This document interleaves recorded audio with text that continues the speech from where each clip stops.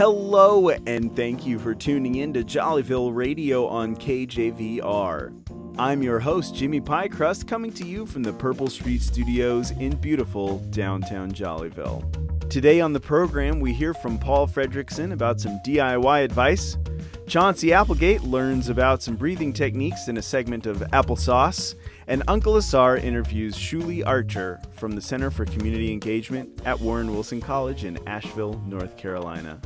We're so glad to have you with us here on Jollyville Radio. Before we start the program, why don't we hear a word from our sponsors?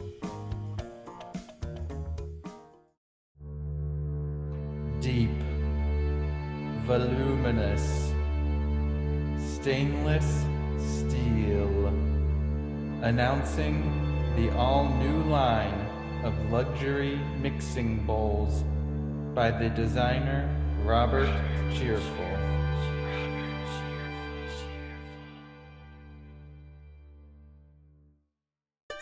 KJVR Jollyville Radio is sponsored by Mighty Fine Burgers on Duval Road, formerly Gold Rush Burgers. Mighty Fine Burger, try one today, because they're not Gold Rush Burgers, they're mighty fine, and that's mighty fine.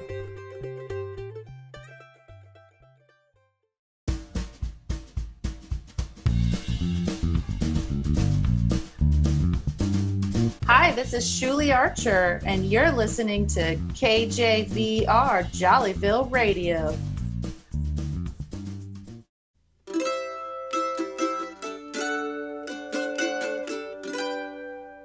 And now, an episode of Better Call Paul, the handyman, relationship expert you can trust, who's also running for mayor. Hi, I'm Paul here with an episode of Better Call Paul. Who do we have calling today? Today, we have Gunther Frank of Frank's Oil and Lube in Malakoff. My name is Gunther Frank.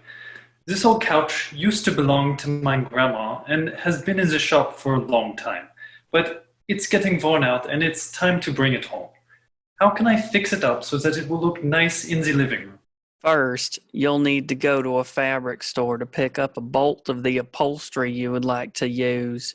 Then, stop at a florist and pick out something nice. I understand the fabric, but why the flowers? Your couch needs love, and so does your relationship.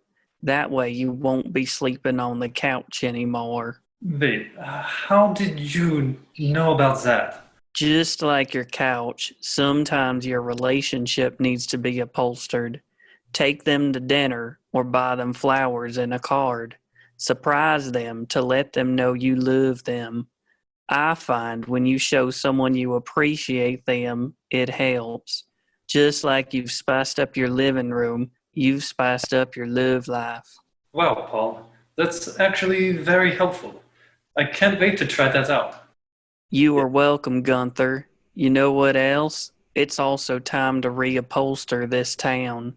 That's why I'm running for mayor of Jollyville.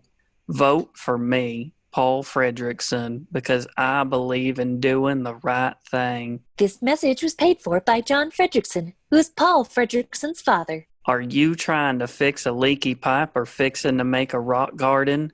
Call me. Yes, listener, if you've got a DIY project, you better call Paul. Paul will help you with your construction conundrums and give revelations on your relationships. Get in touch at jollyvilleradio.com.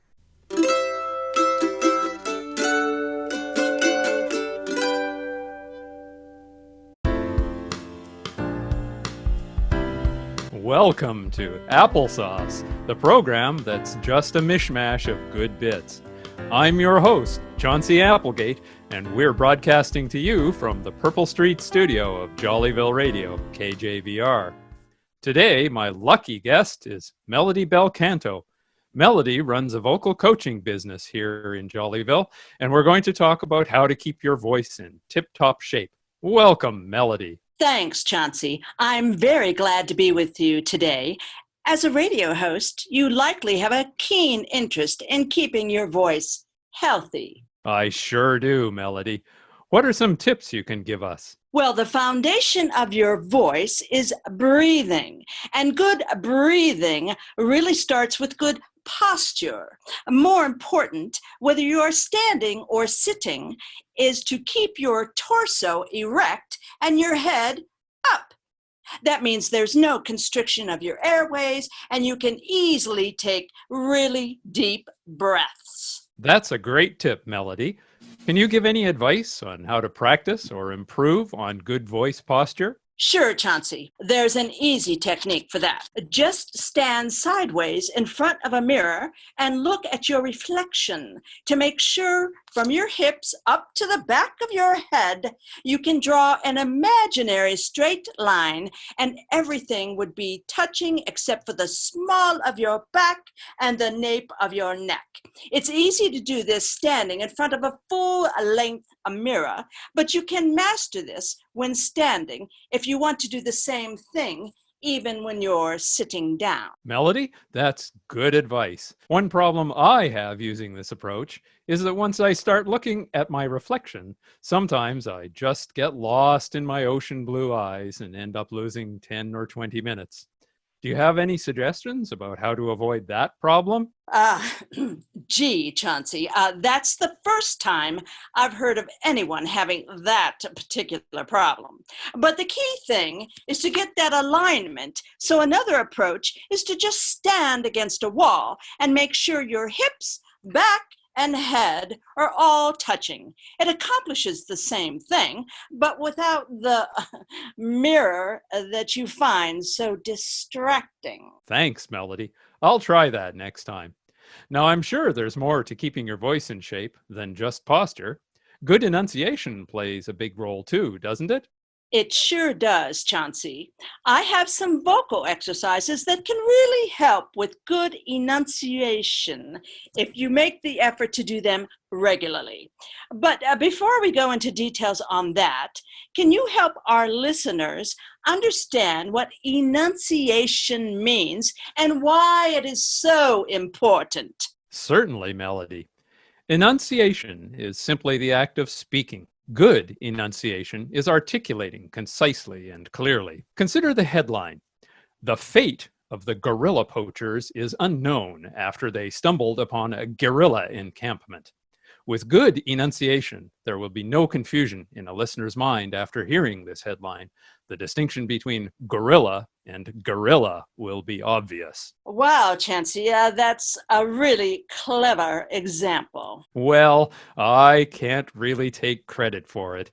I heard it a long time ago on a Canadian radio program. Fortuitously, when my radio voice career was just beginning. Wouldn't you like to hear a bit more about it? Knowing you, you'll tell us anyway. Why don't you describe how you first got into radio work, and then we can get back to our real topic for today. Okay, Melody. Believe it or not, my very first real job was on air. It was as a radio dispatcher, coordinating delivery drivers to fix missed drops. I got it way back when I was in high school. Wow, how long did you do that work? Well, the pay was really pretty good, and because it was an evening job, it didn't conflict with school. So I actually had that job for about 7 years, all the way through high school and my first college degree. That's pretty good initial experience for a radio host. Did you know then that's what you wanted to do for a living? It took me a while to figure it out after that, but I got a big clue at a party that was thrown for me when I finally quit that job. It was really interesting to meet in the flesh people known only by voice for so many years. We build images in our minds that are remarkably incorrect. I see. So that's when you knew you wanted to pursue a career as a radio host? It still took me a while to figure it out, but that really planted the seed for me. That's a great story, Chauncey. But we really need to get back to giving our listeners some good tips for good enunciation, like we agreed earlier. Good point, Melody. What suggestions do you have? Chauncey, for good enunciation, it's really important to keep all of your muscles of your throat, mouth, and lips limber and flexible. Some of the exercises that singers use for warm-ups are very good for that. Would you like to demonstrate a few of these with me? Sure, Melody. Where should we start? Here's one I find very effective. Mommy made me mash my M&Ms. Mommy made me mash my M&Ms. Very nice, Chauncey. That one covers a lot of important sounds, but it is a little weak on coverage of all the vowels. Here's another one that helps with that. Me, may, my, mo, moo. Me, may, my, mo, moo. Great, Chauncey. I especially like how clearly you enunciate the O and the oo vowels. Thanks, Melody. I find that those sounds in particular depend on getting the lip position just right. You really want the lips to be nice and round. I figured out a trick to help practice that. I just put on some lip balm and then kiss myself in the mirror. The residue that's left can help perfect the nice, round position you want to get. Chauncey, you and that mirror again. What's up with that? I'm not sure I'd recommend that approach for our listeners. I did have another exercise or two I hoped to get in, but it looks like you used up our time for today's interview, right? Goodness, you're absolutely right, Melody. I wonder where all the time went.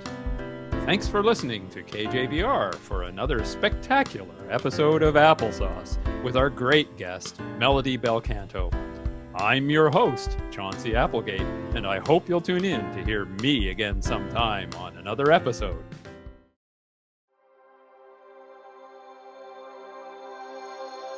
Spoopy the Boop here. Be sure to tune in to Spoopy the Boop and Chauncey in the Morning tomorrow. I'll be giving a very nice and relaxing guided meditation. Only on KJVR Jollyville Radio.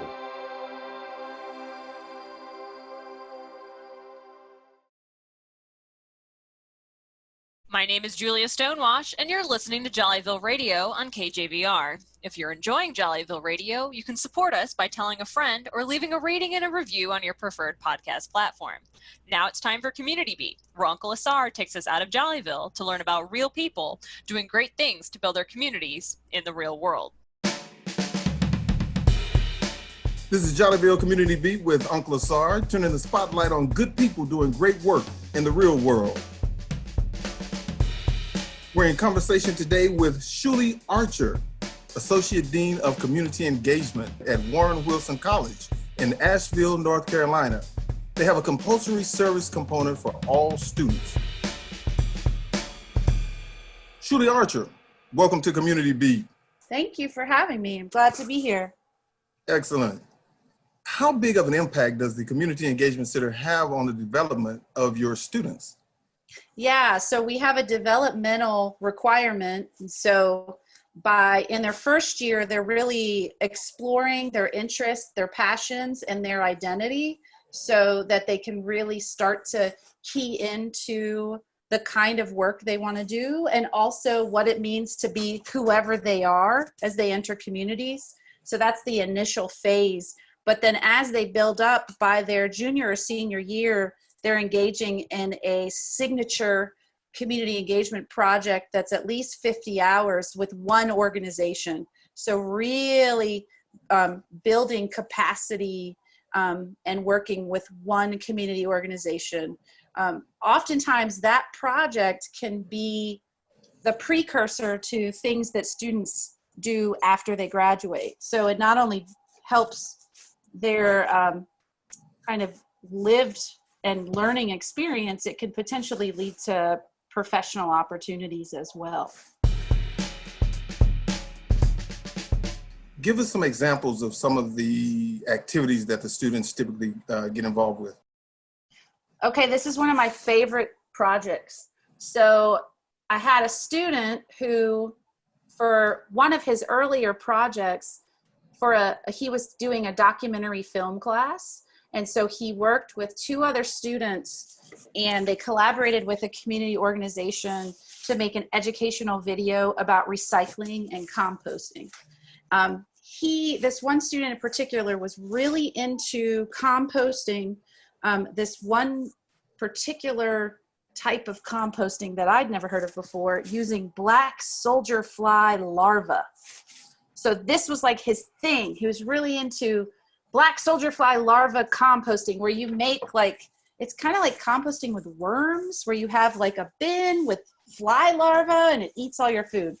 It kind of grosses me out. But anyway, so he made this video with his friend, and they got a lot of mileage out of it. They were sharing it with schools and community organizations. And so he did that in his sophomore year. Then he came back to me in his senior year and he said, I want to do another project on black soldier fly larvae, working with Danny's Dumpster, which is a local company that does composting and trash. And I said to him, well, you know, is there, because this is a community engagement project, is there a way that you could shift it from the for-profit sector so that you're bridging the for-profit and the nonprofit?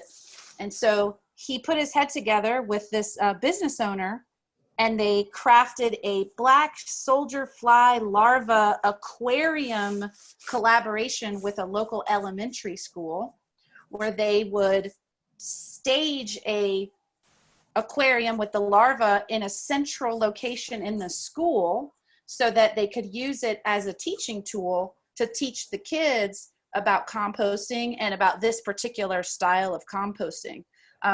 And so in his senior year, then he built this aquarium. They staged it in the school. They were working with the teachers.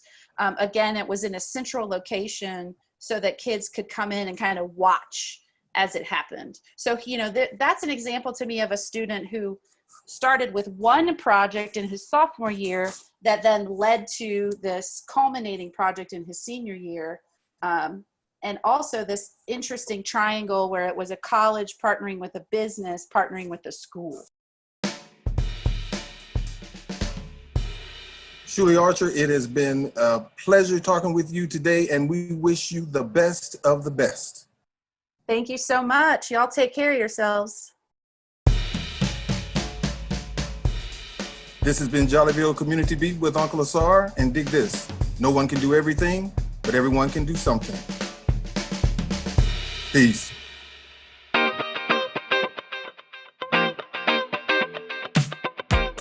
The creative team that wrote and recorded Jollyville Radio includes UncleASAR Akabeline, Emily Ansonik, Lizzie Brister, Michael Crosa, Michelle Darcy, Richard Dayries, Asa Gardner, Brian Green, Susanna Kay, Pilar Keperda, Robert Leary, Brian Routson, Thomas Schlitt, and Kay Wise. It is directed by Michael Crosa, with lead editing provided by Dr. Montse Santillan and social media help from Amy Costa. The recording was made in accordance with social distancing. If you'd like to support Jollyville Radio, help us get the word out.